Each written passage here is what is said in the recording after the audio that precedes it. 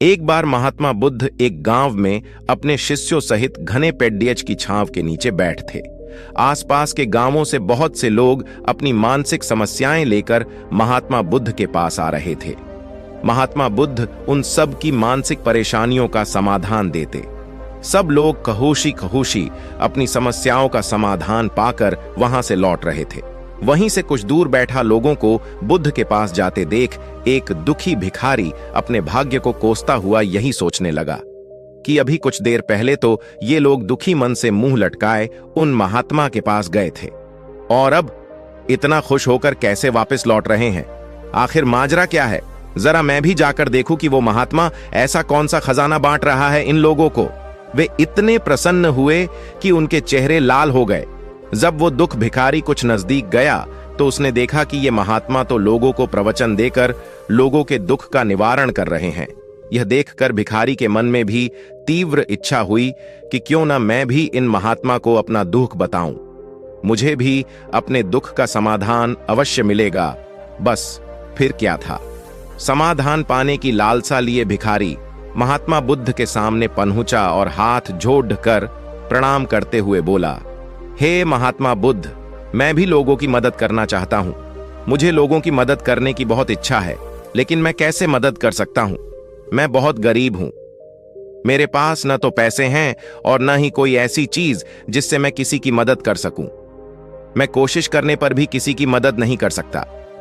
मुझे भगवान ने इतना गरीब क्यों बनाया? हे महात्मा, मुझ पर कुछ कृपा करो। इतना बोलते हुए भिखारी रोने लगा। महात्मा बुद्ध बोले, आप बहुत अज्ञानी हैं, क्योंकि आप अभी तक इस भ्रम में जी रहे हो कि तुम्हारे पास कुछ नहीं, जबकि दूसरों को कुछ देने के लिए तुम्हारे पास बहुत कुछ है। तुम बिना धन और वस्तु के भी दूसरों की मदद कर सकते हो। तुम्हारे पास जुबान है जिससे तुम मीठे शब्द बोलकर किसी के दुखी चेहरे पर मुस्कान ला सकते हो। इन्हीं शब्दों की ताकत से तुम किसी के भी टूटते हौसलों को फिर से मजबूत कर सकते हो। इन शब्दों की शक्ति से आप किसी के भी मन में सकारात्मक विचारधारा के बीज बो सकते हैं और उसे गलत रास्ते पर जाने से रोक सकते हैं।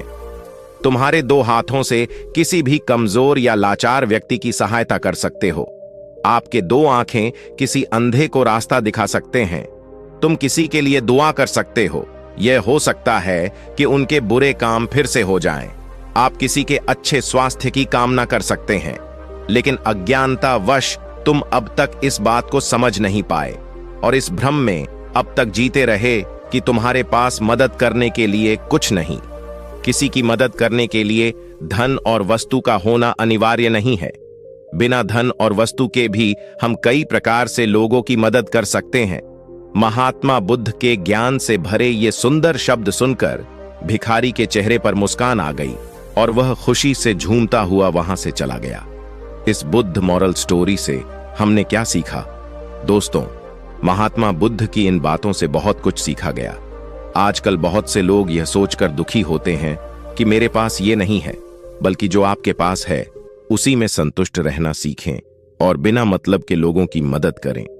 इन्हीं से आपको परम सुख की प्राप्ति होगी। तो दोस्तों, यह बुद्ध मॉरल स्टोरी आपको कैसी लगी जरूर बताना।